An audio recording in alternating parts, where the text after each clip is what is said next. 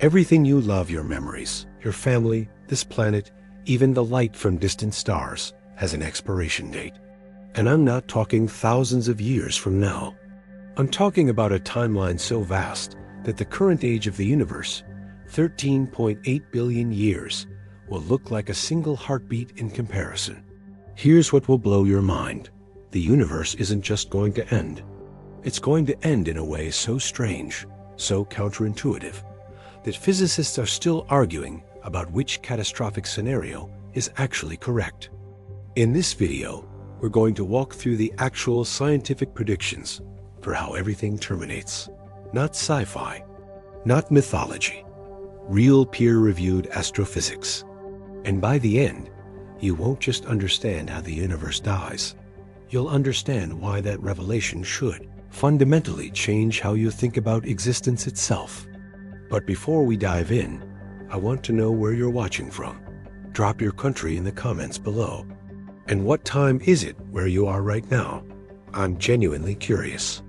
Also, if you're not subscribed yet, hit that button now, because what we're about to explore will completely rewire your understanding of reality. Here's the first concept you need to anchor.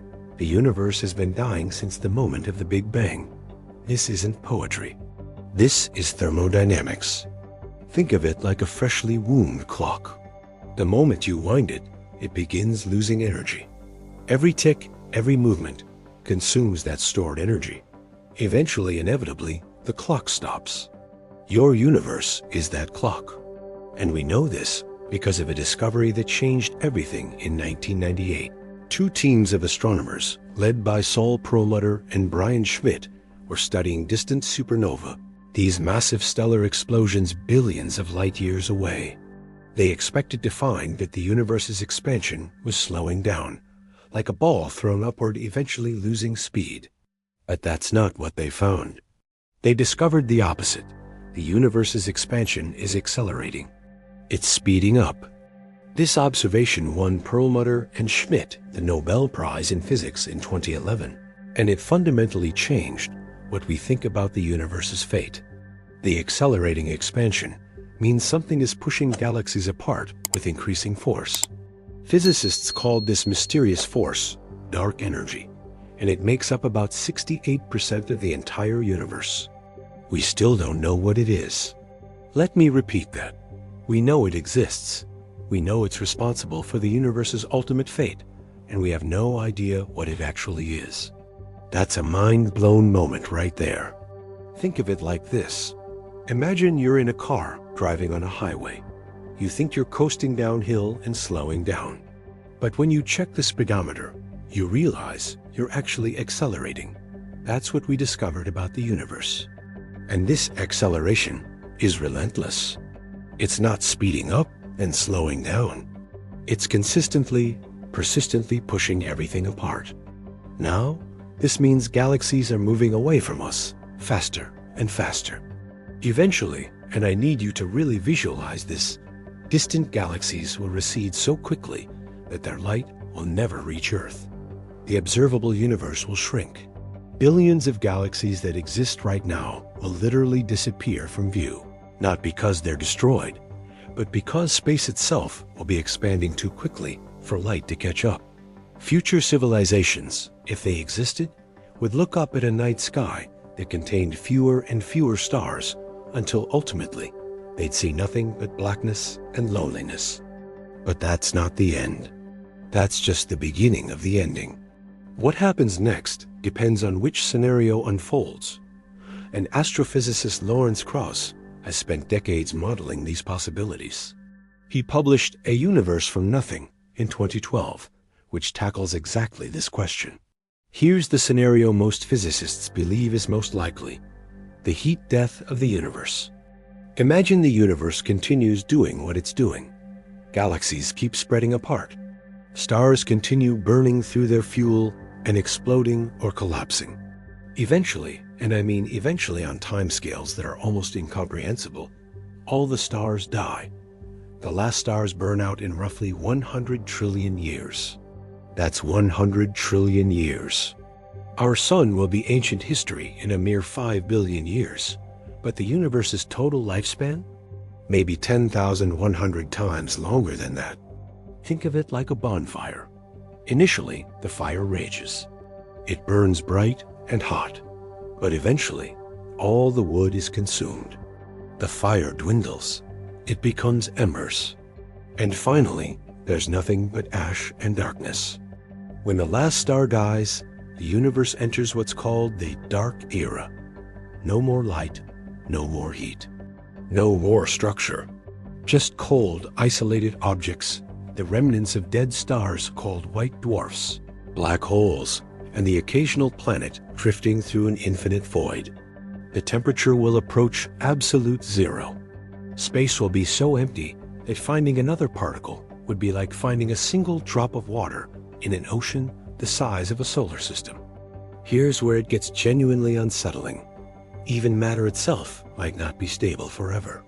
Physicists have theories pure speculation at this point, but mathematically consistent that protons might decay. Your body is made of protons.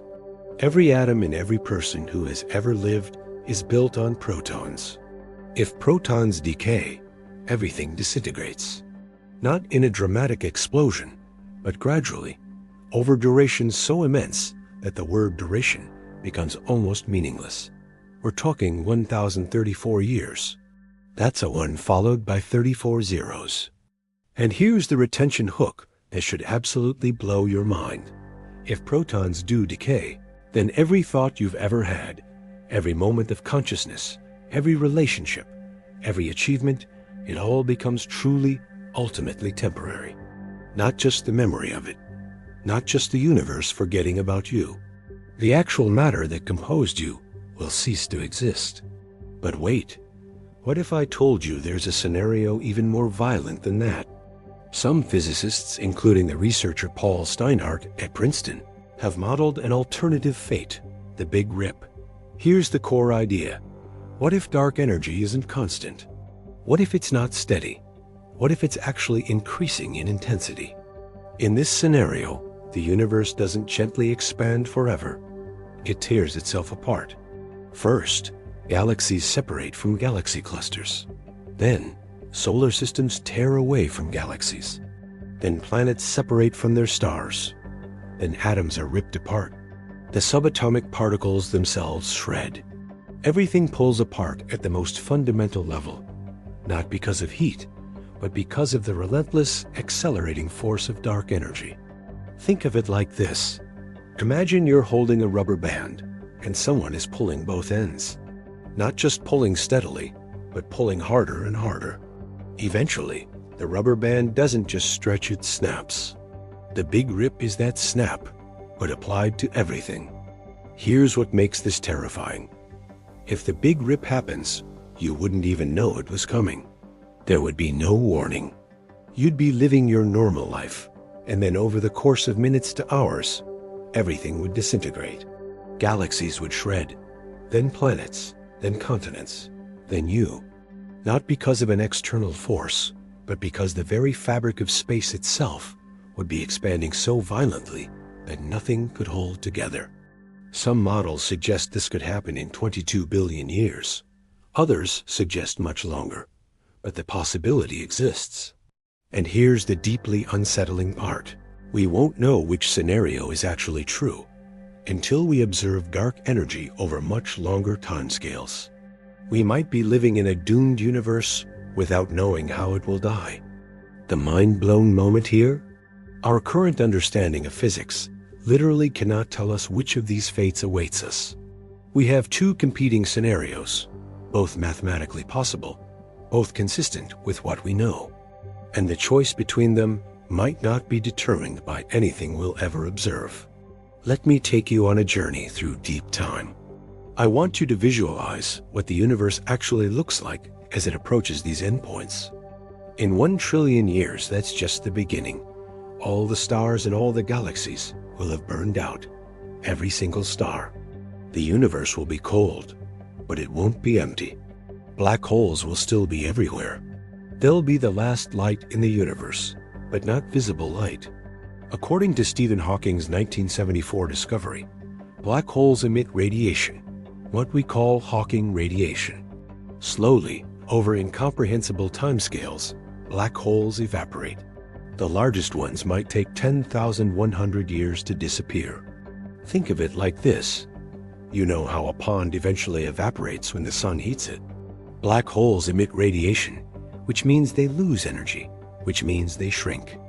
Except this process takes so long that if you were to age 1 second per billion years, you still couldn't watch a large black hole evaporate. But here's the mind-blown moment. When a black hole does finally evaporate, all the matter and energy it ever consumed in the history of the universe, it's released in one final burst of radiation. The cosmic graveyard becomes for just an instant bright. Then darkness returns forever. Astrophysicist Fred Adams explored this in his book, The 5 Ages of the Universe. Published in 1999, he models 5 distinct eras. The primordial era, the stelliferous era, where we are now, full of stars, the degenerate era, where stars have died, the black hole era, where only black holes remain, and the dark era, where the universe reaches true death. We're living in the stelliferous era, and we have about 10-12 years left in this era. That's 1 trillion years. After that, the universe becomes unimaginably different. Not just darker, structurally different. The universe we know, with its galaxies, stars, and any possibility of life, ceases to exist. Now I need to introduce you to a concept that might be the most fundamental to understanding the universe's death. Entropy. You know intuitively what entropy means. A clean room becomes messy. A hot cup of coffee cools down. Organized things become disorganized. This isn't just a tendency. It's a law. The second law of thermodynamics states that entropy always increases. Always. The disorder of the universe perpetually increases. Here's the analogy that will make this click. Think of the universe like a giant box filled with gas molecules. Initially, if you divide the box into 2 halves, with all the molecules on the left side, that's a highly organized, low entropy state. But leave them alone for even a second, and the molecules scatter. They spread throughout the box. You'll never see them spontaneously gather on the left again. They could, mathematically. The odds are just incalculably small. That's entropy. Order naturally becomes disorder. The physicist Rudolf Clausius wrote in 1865 that entropy of the universe tends to a maximum. This wasn't a prediction about dark energy or black holes. This was a universal principle, and it applies to everything, including the entire cosmos. Here's what this means for the end of the universe. Everything tends toward maximum entropy. That means uniform temperature throughout space. No gradients, no energy available to do work, no structure, nothing. Just an infinite, cold, uniform nothingness. The astrophysicist Sean Carroll at Johns Hopkins has written extensively about this. In his research, he emphasizes that the second law of thermodynamics is essentially a statement about probability. Low entropy states are rare. High entropy states are common. And the universe, over enough time, will reach the state that is most probable. Maximum entropy. Complete disorder. Complete death. Think about this. Every star burning, every planet rotating, every thought in your brain, all of that is fighting against entropy, temporarily organizing matter and energy.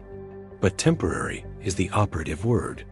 The arrow of time points one direction, toward disorder, toward death. Here's a retention hook. You can't win against entropy. Life itself, your consciousness, is the universe's temporary rebellion against maximum entropy. And eventually, entropy always wins. This is where we start moving into the personal section, because there's a crucial question. What happens to consciousness, to intelligence, to minds in a dying universe? Physicist Frank Tipler proposed something called the omega point theory in the 1980s. It's speculative, but it's worth understanding. Tipler suggests that if the universe eventually collapses, not expands forever, but collapses inward, then at the moment of collapse, the density and temperature would become infinite. At that moment, the computational substrate of the universe could potentially support infinite intelligence, infinite minds, infinite computation, an infinite ending that's almost like an infinite beginning. Now, Typeler's theory is controversial, and most physicists don't believe the universe is actually going to collapse. But here's why it matters to you. It represents a fundamental question about whether consciousness is just a local phenomenon or something more cosmic. Think of it like this. We currently believe the universe is heading toward heat death or a big rip. No collapse. No omega point. But imagine you're an intelligence living in a universe that does have such an endpoint. Would you matter less? Would your existence be less meaningful? Or would knowing that intelligence could emerge in the universe at all, consciousness could experience and understand reality, even briefly, would that give meaning to it? Here's the mind-blown moment. Physicists have actually started considering whether advanced civilizations might engineer their own solutions to universal death.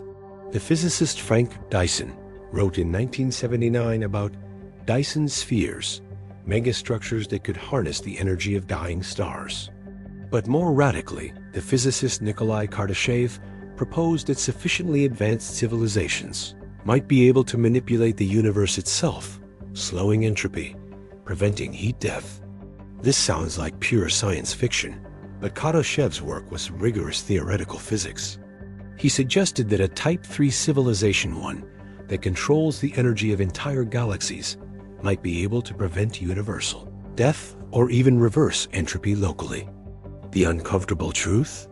If the universe is going to end, and if conscious beings want to survive that ending, they might need to completely transform their nature, leave biological bodies behind, distribute consciousness across incomprehensibly large structures, essentially become something that isn't recognizably alive by our current understanding. You might exist in the far future as pure information, as structured energy, as part of a cosmic intelligence trying to outsmart entropy itself. Here's where this becomes visceral and personal. Let me ask you directly, does knowing the universe will eventually die change how you should live now? Most people have what psychologists call existential anxiety when they first truly internalize that they will die. Their body will decompose. Their memories will fade. They'll be gone. But we somehow make peace with this.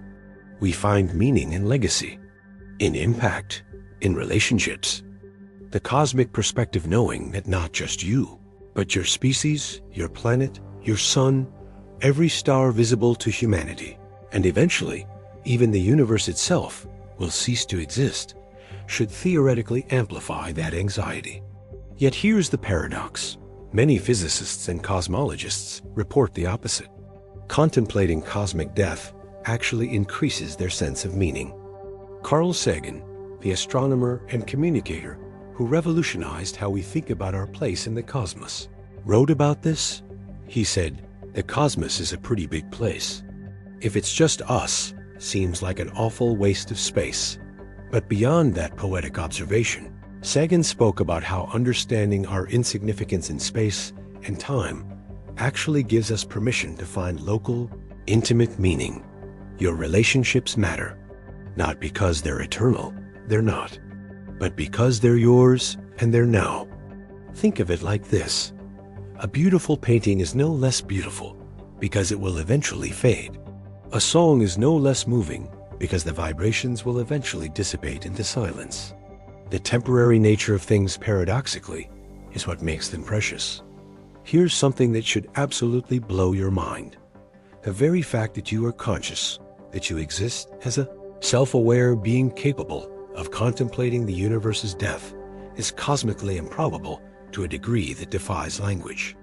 The universe had to be fine-tuned to a precision of 1 part in 10,120 just for atoms to form, for stars to exist, for planets to form, for chemistry to work in a way that allows life. And then, intelligent life had to emerge against odds so staggering that if you tried to write the number out with each zero taking up 1 atom in the observable universe, you still wouldn't have enough atoms for all the zeros. You exist. Your consciousness exists. The universe had to jump through a virtually infinite number of hoops just to create conditions where you could form. And now you're watching this video, understanding the cosmos. That's not insignificant. That's miraculous by any reasonable definition. Okay, let's get even more direct. In a universe that will eventually reach heat death or be torn apart by dark energy, why should you care about anything? The physicist and philosopher Sean Carroll has grappled with this extensively. He argues that the universe being temporary doesn't reduce the reality of emergent patterns, like conscious beings, like human relationships, like moral values. These patterns are temporary, but they're real while they exist. A wave is temporary. It emerges from water and returns to water, but while it exists, it's genuinely real. So are you. Think of it like this. A day is temporary. In a week, it will be gone forever. But that doesn't mean you shouldn't care about how you spend today. Meaning doesn't require permanence.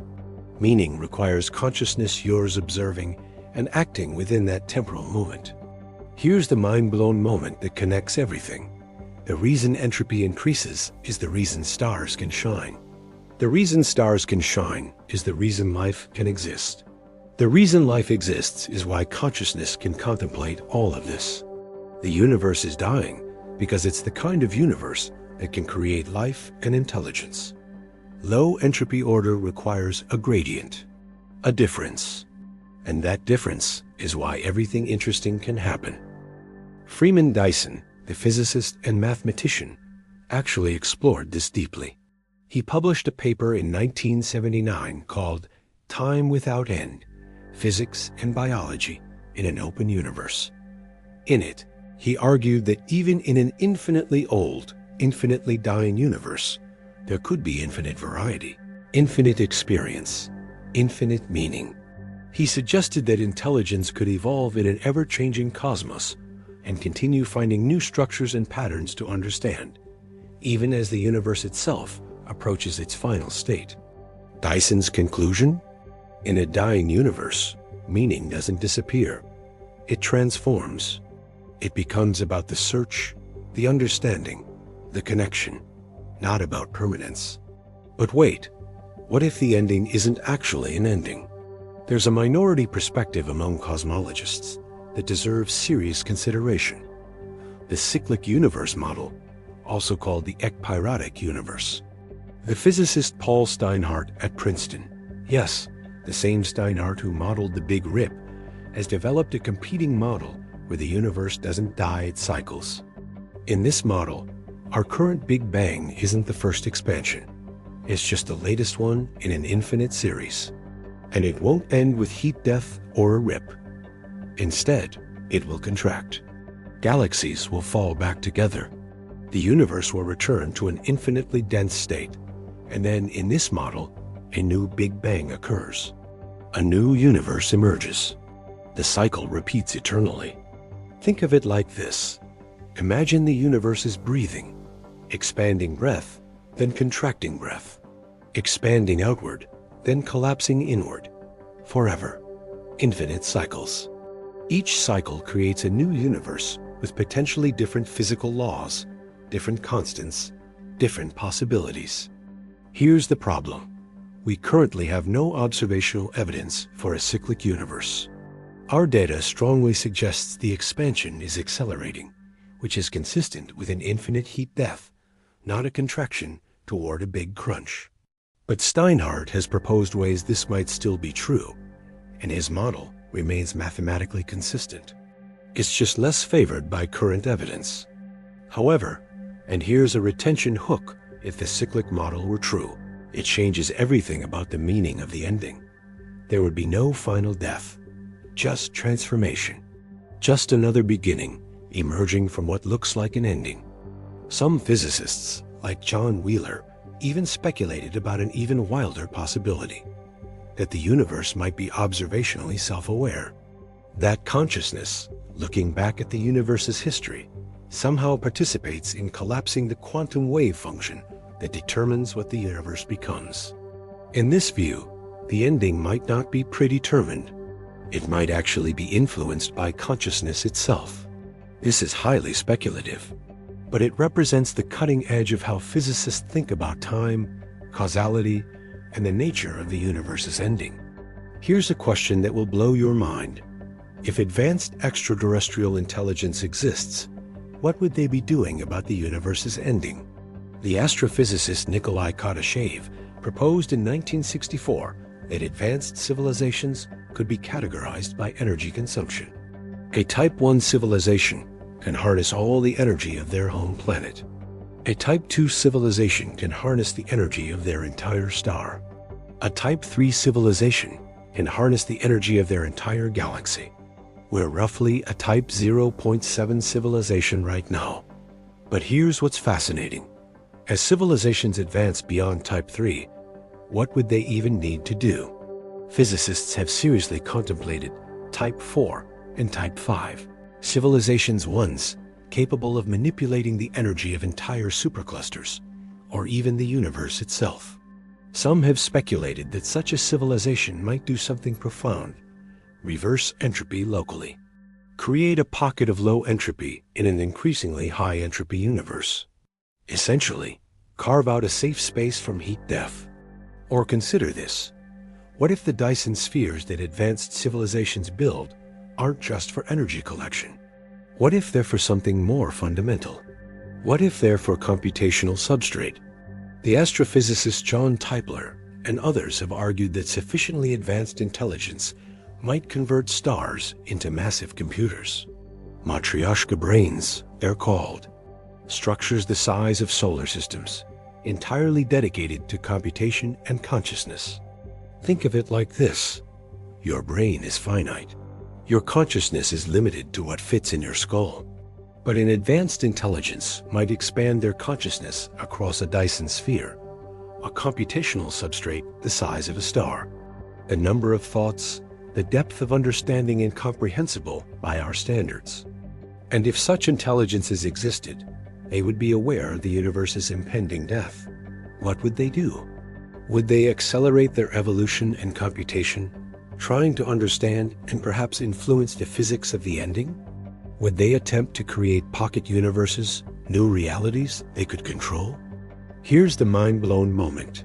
If such intelligences exist anywhere in the universe, they're already facing the same existential question we are.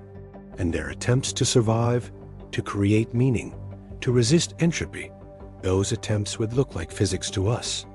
They might look like dark matter, dark energy, or phenomena we haven't discovered yet. The universe might be full of advanced intelligences struggling against the very ending we've been discussing. I want to pause here and be completely honest about something that transforms all of this from abstract physics into a personal existential framework. You are made of star stuff, as Carl Sagan said. But more specifically, you are made of recycled universe. The carbon in your body was forged in a dying star. The oxygen in your blood was created in stellar fusion and scattered by supernova. The calcium in your bones, the iron in your blood, all of it was manufactured in the hearts of stars or in the violent deaths of stars. And it was scattered across space by cosmic winds. For billions of years, those atoms wandered through space. Eventually, they coalesced into a solar nebula. That became our sun, our planets, our Earth. Billions of years of chemistry happened. And then, in an unbroken line of reproduction stretching back 3.8 billion years, life emerged. Organisms evolved. Mammals appeared. Primates developed. Humans became conscious. And those ancient stellar atoms, via the process of evolution, became you. Think about what that means. The very matter that once burned as a star is now burning as your consciousness.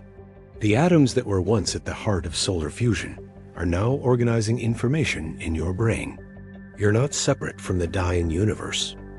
You're the universe becoming conscious of itself. The physicist Carl Sagan understood this deeply. He said, "We are a way for the cosmos to know itself." And that's not poetic metaphor. That's literally true. The universe generated consciousness. Generated minds like yours that can contemplate its own ending. Here's the revelation that should reframe everything. The fact that the universe will eventually die is not a tragedy. The fact that you will die is not a tragedy. The tragedy would be if consciousness never emerged at all. The tragedy would be an eternal, empty universe with no minds to wonder about it. But that's not what happened. Consciousness emerged. Minds appeared. And you're part of that. Your consciousness, your ability to understand, to feel, to create meaning, is the universe's rebellion against its own entropy. You are not insignificant. You are the universe's way of mattering to itself. But here's what I really want you to contemplate. The future might not be what we think. We've discussed heat death, the Big Rip, cyclic universes. But all of these are based on current physics and current observations. And here's something physics students learn early. Our understanding is always incomplete. There was no dark energy in physics textbooks 30 years ago. There was no Higgs boson until we built a large enough experiment to find it. There was no understanding of quantum entanglement until Einstein famously dismissed it as spooky action at a distance. What if the universe's ending involves a physics we haven't even discovered yet? Think of it like this. An ancient human watching the sunset couldn't have imagined nuclear fusion. They couldn't have comprehended that the sun is powered by the conversion of mass into energy via a process nobody would discover for thousands of years. They had incomplete physics. So do we. The mathematician Roger Penrose proposed something called conformal cyclic cosmology in 2005. It's a wild hypothesis. The universe might be infinite in both directions of time, and what we call infinity in our future is actually a new Big Bang. End of our universe becomes the beginning of the next one through a mathematical transformation. Multiple infinities stacked together. Penrose's model suggests that we might be able to detect evidence of previous universes in the cosmic microwave background radiation. Patterns, influences, footprints of universes that existed before ours. Is this true? Probably not. But it demonstrates that our best physicists are still imagining possibilities, still finding ways the ending might not be what we think. Here's a retention hook that should blow your mind. We might be living in the most boring possible universe-ending scenario. We might wake up metaphorically, collectively as a civilization, and discover that there's structure to the ending that we completely missed. Loopholes in entropy, ways that consciousness could survive. Transformations of physics that allow intelligence to escape even the heat-death scenario. Or we might be right. The universe might be heading exactly where our models predict. Heat-death, isolation, darkness. But the point is, we don't know yet. And that uncertainty is thrilling.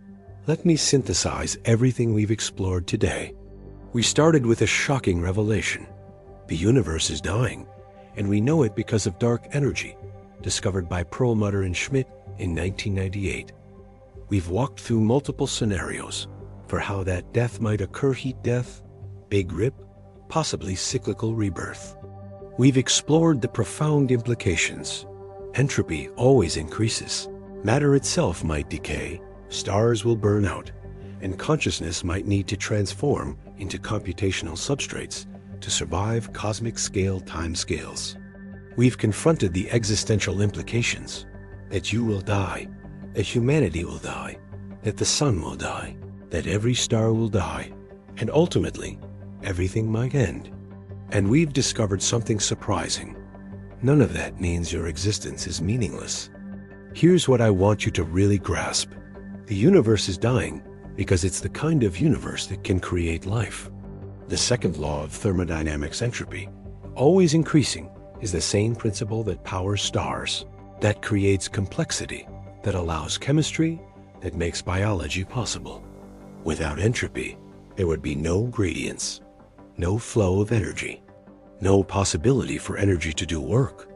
And without energy gradients, no life, no consciousness, no you. So the universe's death isn't separate from its ability to create life. They're the same phenomenon viewed from different temporal perspectives. Think of it like this. A river flows from mountains to sea because of gravity and entropy. That same flow creates waterfalls, carries life, shapes ecosystems. The reason the river exists, the reason it flows, is also the reason it's slowly wearing down the mountains. The same principle that creates is also the principle that destroys. You are temporarily organized matter and energy. Your consciousness is a local reduction in entropy, a bubble of order in an increasingly disordered universe. That bubble is temporary. In 100 years, you'll be gone. In 1,000,000,000,000 years, no trace of you will remain. In 10,100 years, even the atoms that made you might have decayed. But right now, in this moment, in this cosmic instant you exist, you can see, you can understand, you can create, you can love, you can wonder. And that matters infinitely more than permanence would matter.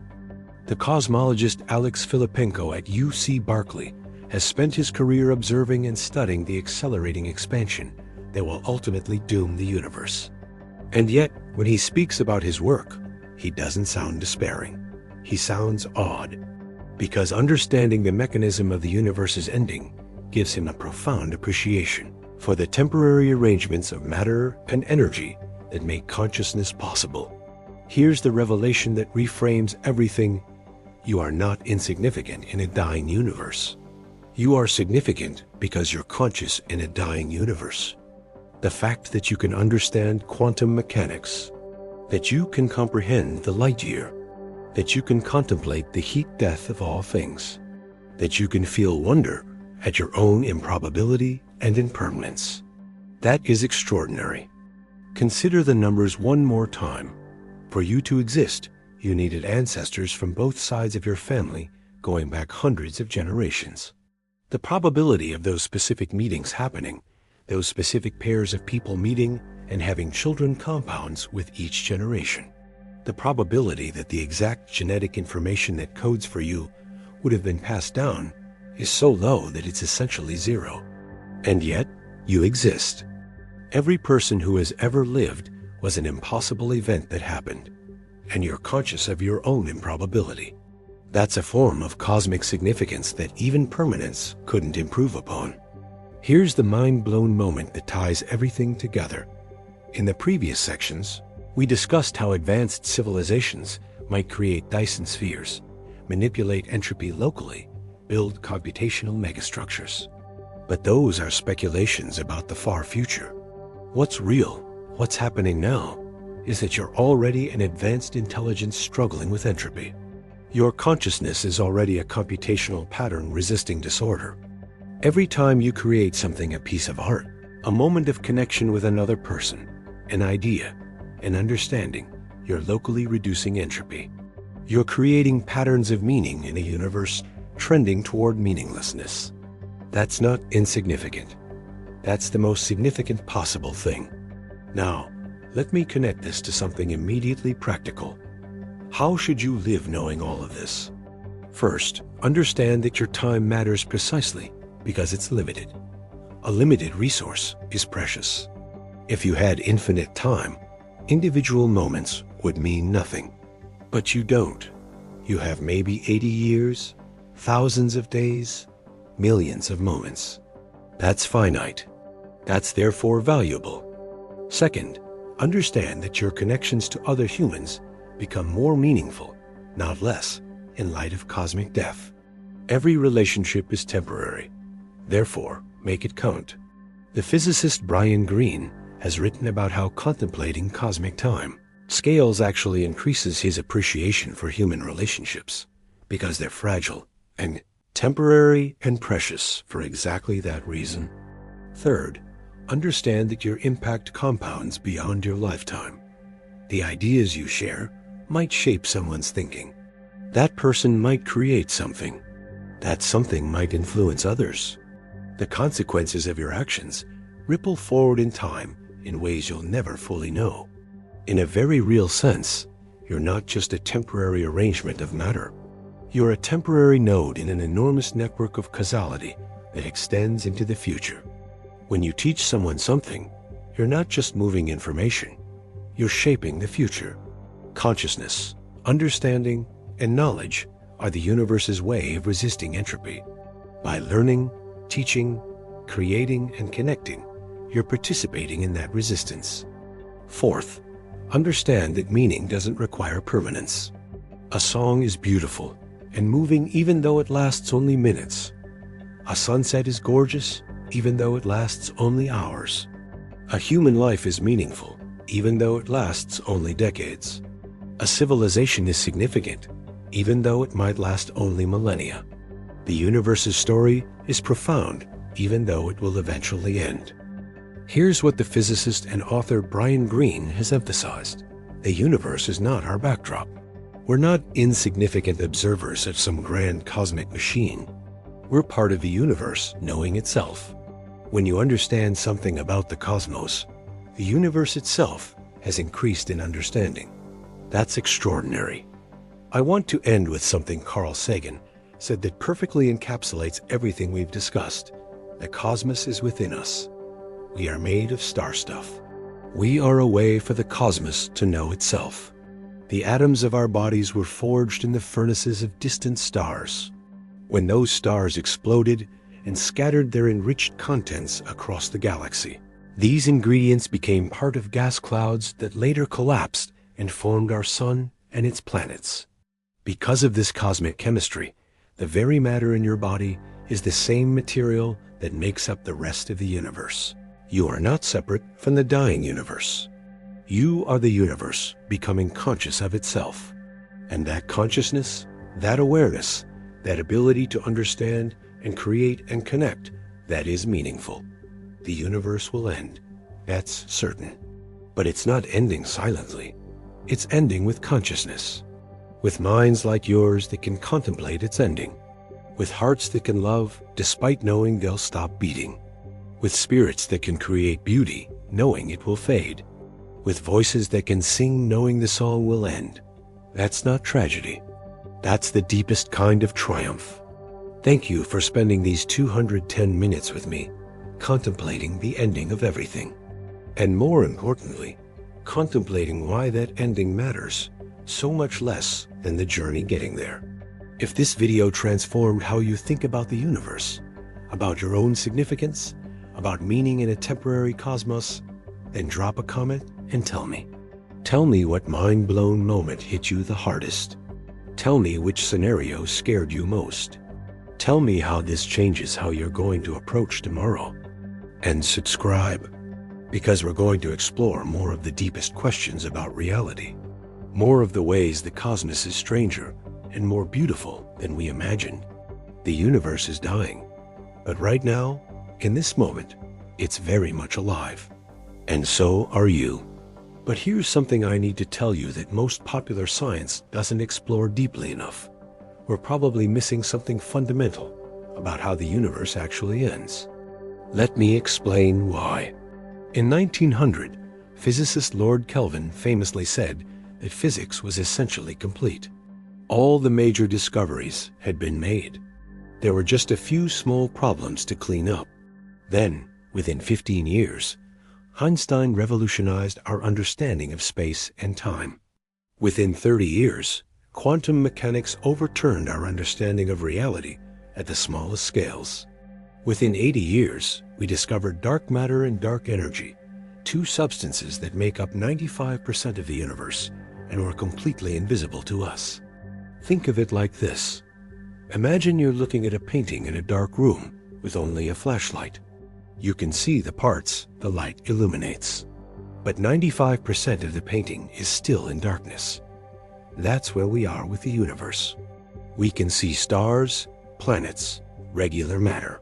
But dark matter and dark energy, the vast majority of reality, we're essentially looking at them through a keyhole. And here's what should blow your mind. The end of the universe depends entirely on what dark energy actually is.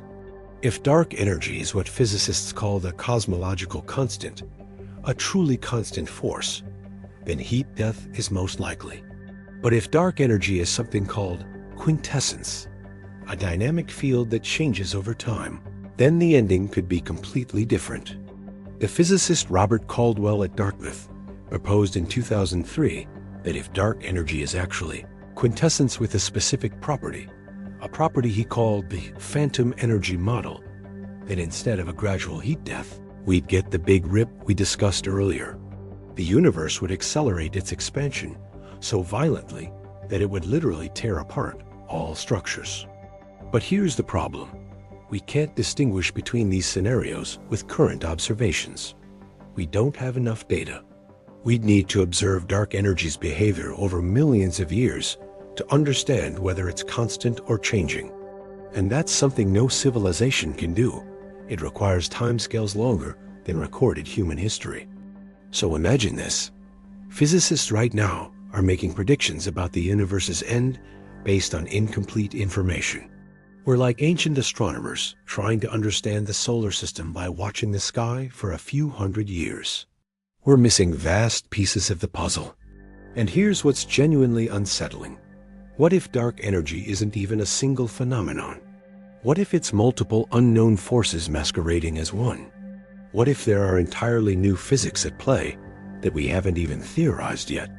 The astrophysicist Vera Rubin, who made crucial discoveries about dark matter's existence in the 1970s, once said, "The universe is a stranger place than our grandest imagination." And she was talking about before we even knew dark energy existed. Now that we know dark energy dominates the universe's fate, that statement seems almost understated. Here's a retention hook. The end of the universe might not be heat death or a big rip. It might be something so far outside our current theoretical framework that we wouldn't even recognize it as physics. Okay, I'm going to venture into territory that makes physicists uncomfortable, but that deserves serious consideration.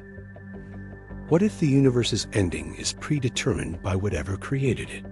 I'm talking about simulation theory, not as science fiction, as an actual philosophical and physics problem. Think of it like this. You're playing a video game. The game has boundaries. It has rules. It has an ending condition. The game world is real within the game, but it's still governed by parameters set by whoever programmed it. The physicist James Gates of the University of Maryland discovered something genuinely bizarre in 2010. Within the mathematics of supersymmetry, some of the most advanced theoretical physics we have, he found error-correcting codes. The exact same codes used in computer programming and data transmission. Not similar codes. Not analogous codes. The same mathematical structures. Gates said, "This is one of the most profound mysteries in theoretical physics. Why would the laws of nature contain the same error-correcting codes used in computer science?" He wasn't claiming the universe is a simulation, but he was acknowledging that the mathematics describing reality is eerily similar to the mathematics of computation. Here's where this connects to the universe's ending.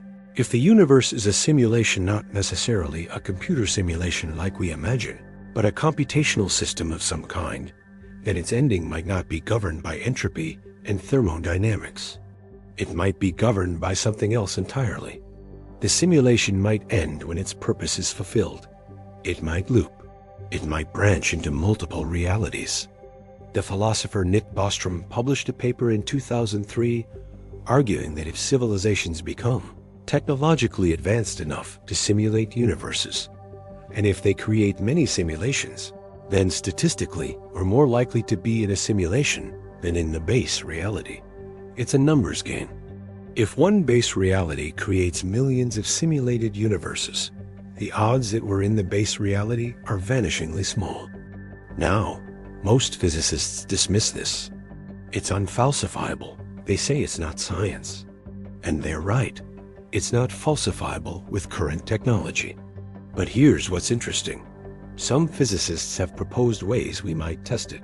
If we are in a simulation, there might be glitches, pixelation at the edges of perception, constraints on how much computational power the universe can spend on any given region.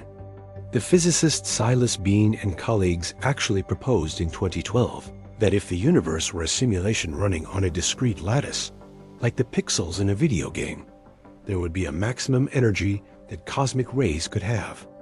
And you know what? We observe exactly that limit. It's called the GZK cutoff, and nobody has a good explanation for why it exists. It might be physics, or it might be a computational constraint. Think about that. One of the genuine mysteries of particle physics might have an explanation if we're in a simulation. Here's the mind-blown moment. If we are in a simulation, then the end of the universe might not be like heat death at all. It might be instantaneous. The simulation might simply stop running. Consciousness might not fade slowly over trillions of years. It might simply end, like pressing the off button. Or, and this is even wilder, the simulation might save the state before ending and restart with different parameters, essentially rebooting the universe with new initial conditions, new physical laws. A fresh start? I'm not saying this is true. I'm saying it's possible, and if we're going to contemplate the actual ending of the universe, we have to acknowledge that our understanding of what ending even means might be completely wrong.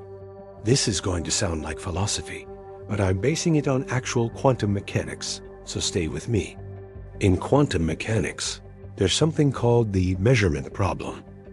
Before a quantum particle is measured, before someone looks at it or detects it, it exists in a state of superposition. It's in multiple states simultaneously. But the moment someone measures it, the superposition collapses. The particle is forced to choose a single state. The act of observation determines reality. This has led some physicists to propose something radical.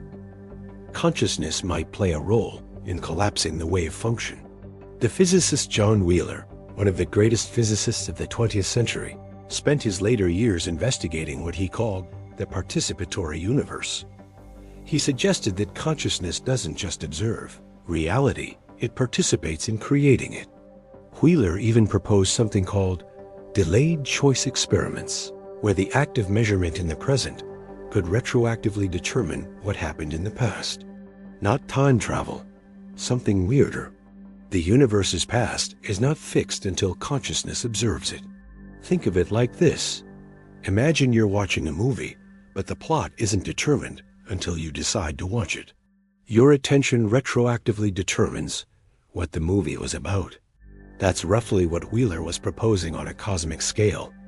Now, most physicists have rejected the strong form of this idea, but the weak form that consciousness is deeply entangled with quantum mechanics in ways we don't yet understand is still considered legitimate physics. Here's what's crucial. If consciousness plays any role in determining quantum reality, then consciousness might play a role in determining the universe's ending. The act of intelligent beings observing the universe, measuring it, understanding it, might somehow influence what ultimately happens to it. The physicist Roger Penrose has proposed something he calls objective reduction. In his model, consciousness is tied to quantum collapse through gravity. When quantum systems reach a certain complexity roughly, the mass of a human neuron gravity becomes strong enough to force collapse. This collapse creates a moment of consciousness. Consciousness is literally the universe collapsing quantum possibilities.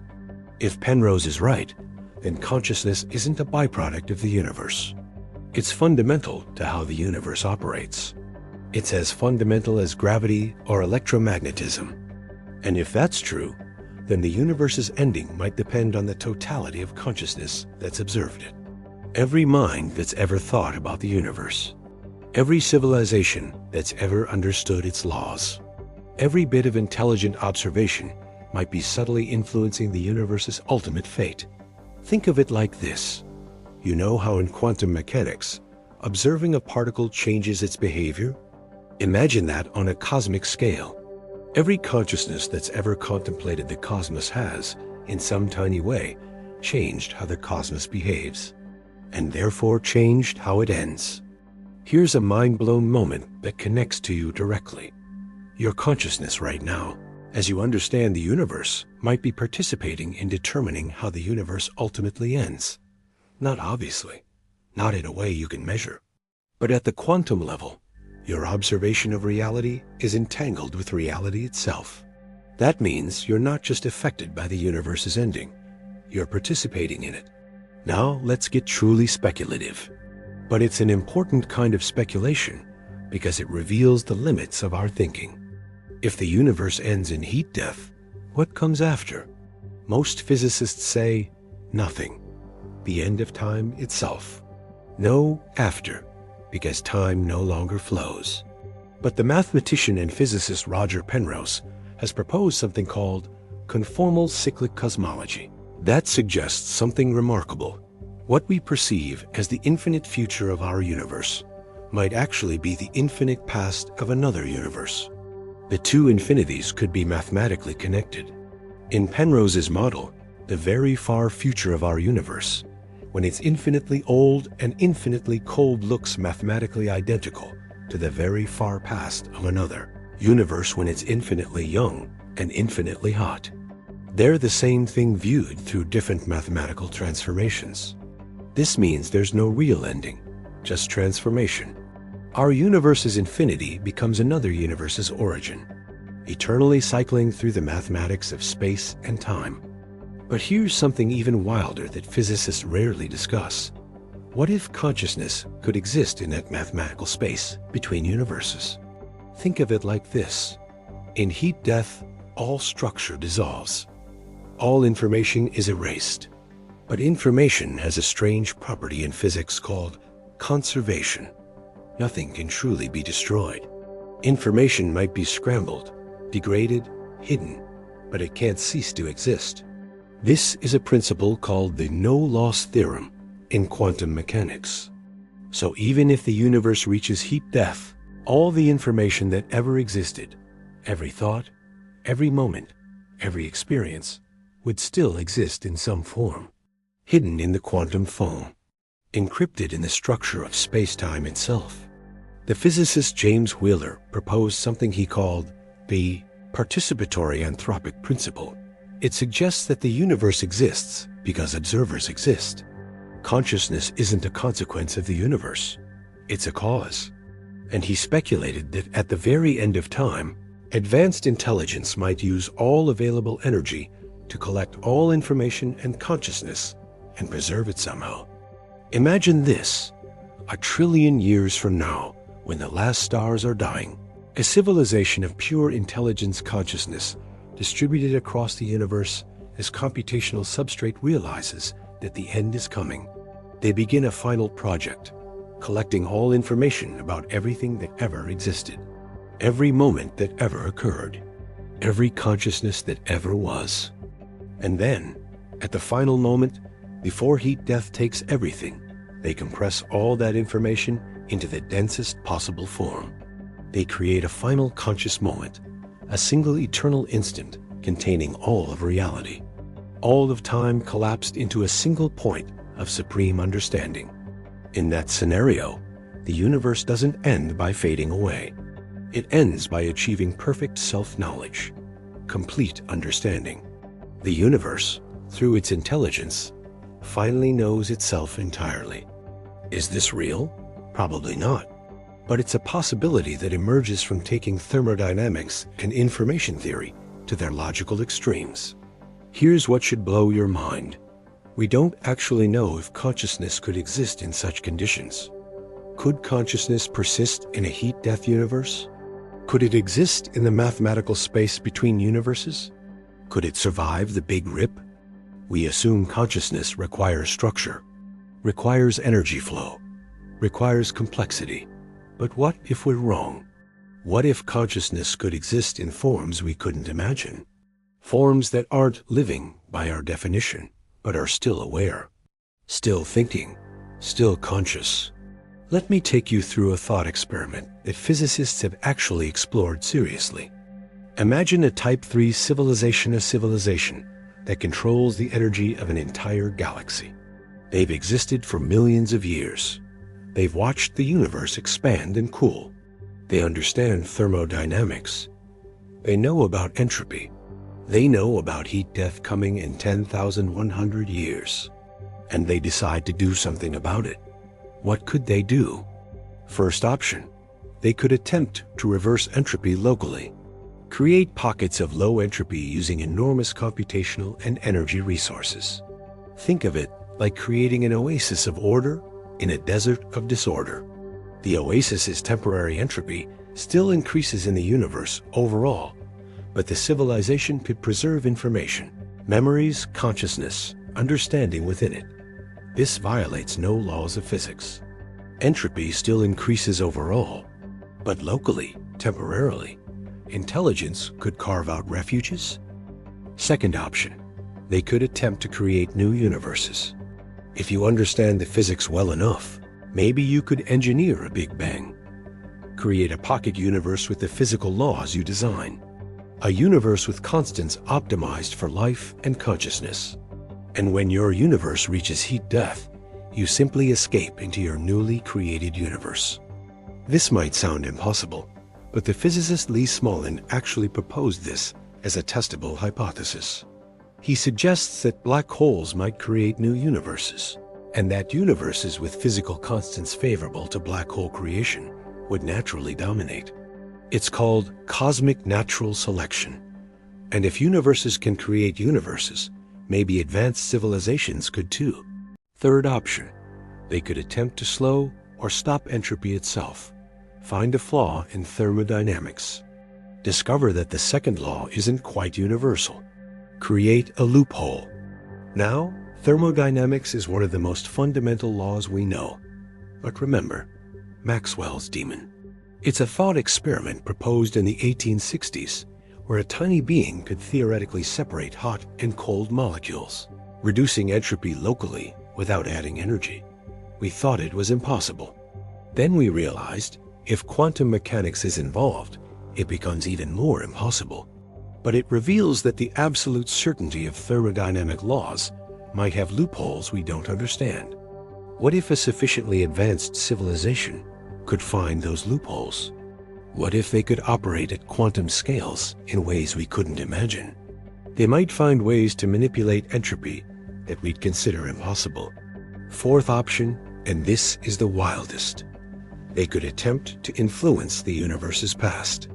Use quantum mechanics and general relativity in ways we don't understand to send signals backward in time. Change the initial conditions of the universe. Essentially, rewrite cosmic history. The physicist Igor Novikov proposed that closed, time-like curves, paths through spacetime that form closed loops, might be possible in rotating black holes. A civilization at the end of time could send information back to the beginning of time, influence how the universe started, potentially optimize its own conditions by reaching backward. Think of it like this. You're at the end of a tragedy. You have infinite power and infinite knowledge. You reach back in time and adjust a single variable at the beginning. That variable changes everything. Now, instead of a tragedy, you have a comedy. Instead of an ending heading toward heat death, you have an ending heading toward prosperity. Here's a mind-blown moment. If such a civilization existed in our universe's far future, they would be changing our universe right now. Our physical constants, our initial conditions, they might be optimized by intelligence from the future. We're calling it luck, calling it the anthropic principle, calling it improbable fine-tuning. But it might actually be engineering by advanced civilizations reaching backward through time. I want to bring this back to you personally, because all of this speculation about cosmic ending and advanced civilizations has a direct impact on how you should think about your legacy. You're going to die. That's certain. But your influence doesn't die with you. And that influence compounds forward in time, potentially affecting the ultimate fate of the universe. Think of it like this. You teach someone an idea. That person teaches it to others. Those people teach it to others. Within a few generations, thousands of people are influenced by your original thought. Within a century, millions might be affected. Over deep time, your influence could spread exponentially. Now imagine that one of those people affected by your idea goes on to create something remarkable, a technology, an artwork, a philosophical insight. And that creation influences civilization's development. And that development affects whether advanced intelligence emerges. And advanced intelligence affects how the universe ends. You're part of a causal chain that stretches from now to the ultimate fate of reality. The physicist John Carroll calls this poetic naturalism, the idea that even though we're made of atoms, even though we operate according to physics, even though we're ultimately temporary arrangements of matter, we're not insignificant. We're part of something vastly larger. We're nodes in a cosmic network of causality. Every choice you make ripples forward. Every person you help, every person you hurt, every word you speak, every work you create, all of it becomes part of the universe's forward trajectory. All of it influences whether future civilizations emerge.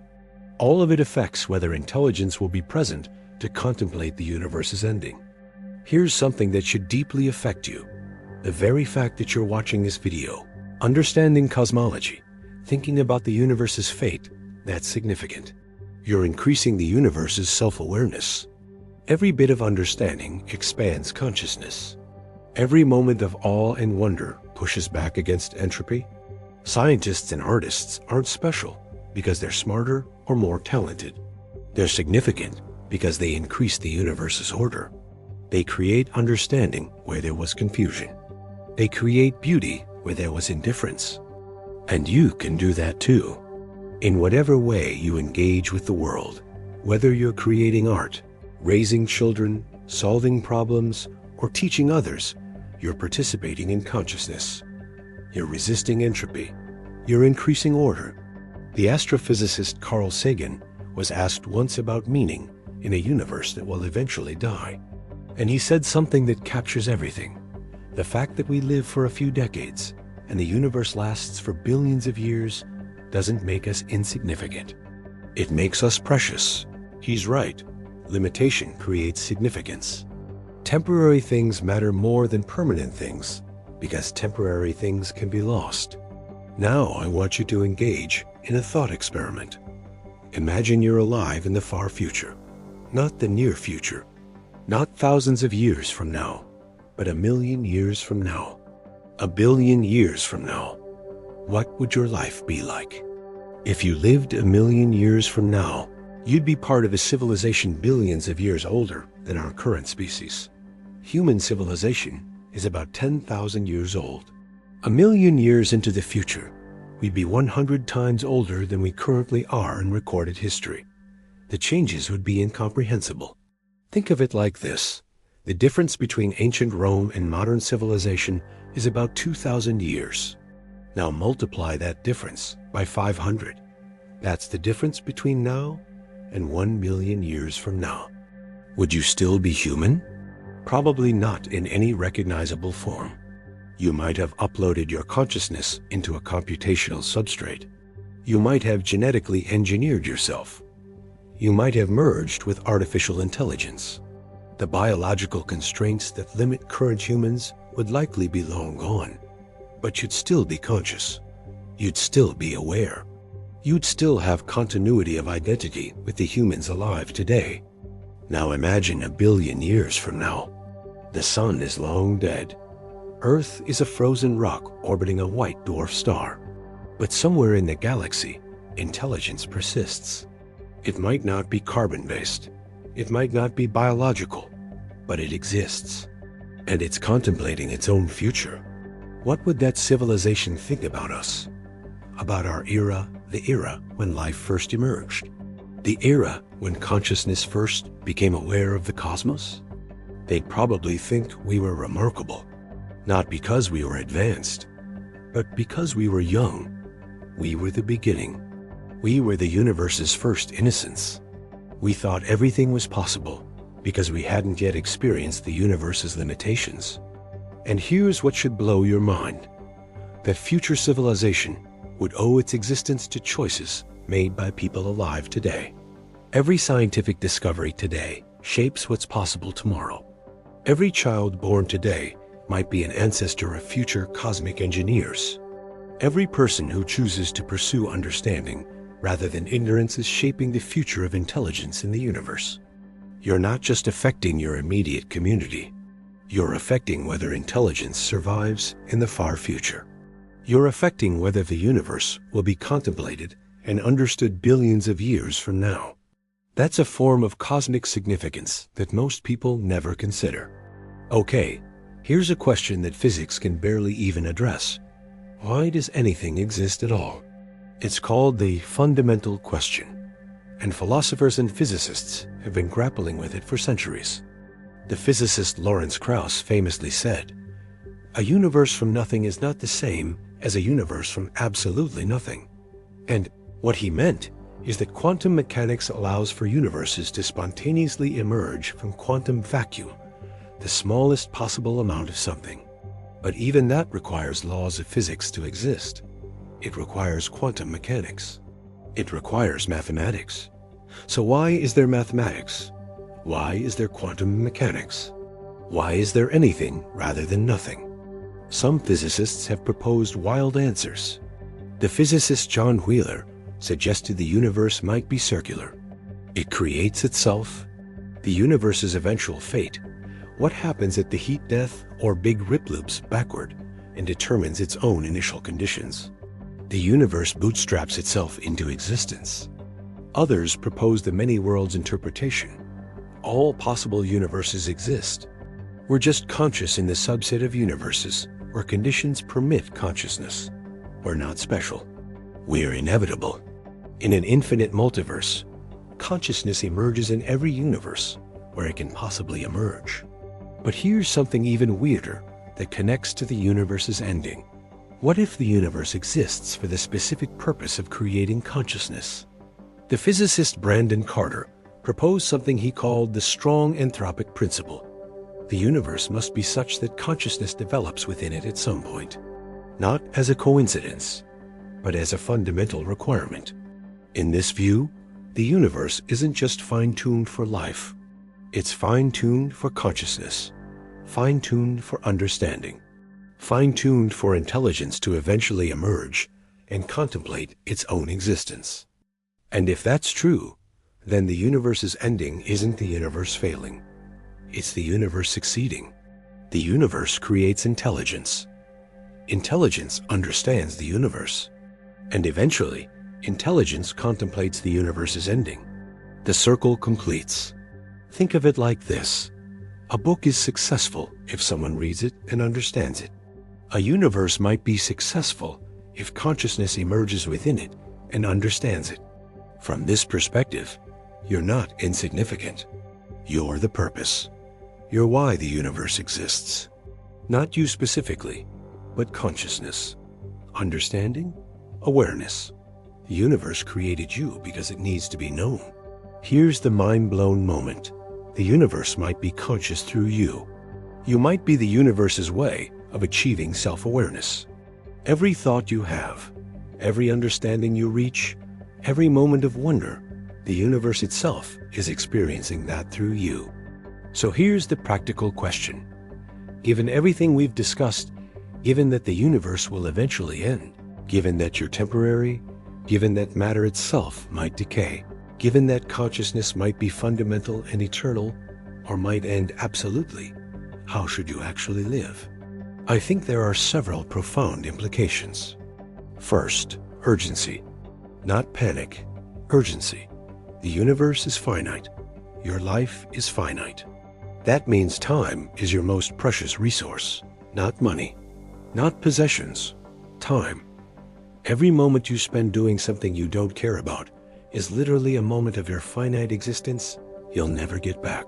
Spend time deliberately. Spend it on people you love. Spend it creating. Spend it learning. Spend it experiencing. The Stoic philosophers understood this deeply. They meditated on their own death, not to be depressing, but to clarify what actually matters. Everything else, status, wealth, fear, seems trivial when you really internalize your own mortality. Second, connection. You exist as a conscious being in a universe that might have no other conscious beings nearby. That makes connection with other humans almost sacred. Every relationship is a miracle. Every moment with another conscious entity is a gift. Cultivate those relationships. Be kind. Be present. Because you both are temporary arrangements of matter that happen to be conscious. That's extraordinary. Third, creation. You have the ability to make new things, ideas, art, music, children, solutions to problems, structures, understanding. These things matter because they create order from chaos. They reduce entropy locally. They're how consciousness resists the universe's trend toward disorder. Fourth, understanding. The universe is comprehensible. Your brain made of atoms, governed by physics, can understand the laws that govern those atoms. You can understand your own nature. You can contemplate infinity. You can grasp the mathematics of the cosmos. Every bit of understanding is a victory of consciousness against entropy. Fifth, wonder. Never lose the capacity to be awed by existence. By the fact that there's something rather than nothing. By the fact that you exist. By the fact that consciousness emerged and can know itself. If you can maintain that sense of wonder throughout your life, you've won something. You've maintained contact with what makes existence significant. The astronomer Carl Sagan lived this. He was a scientist, rigorous, evidence-based, but he was also capable of profound wonder. He could contemplate the heat death of the universe and still find meaning, still find beauty, still find reasons to cherish existence.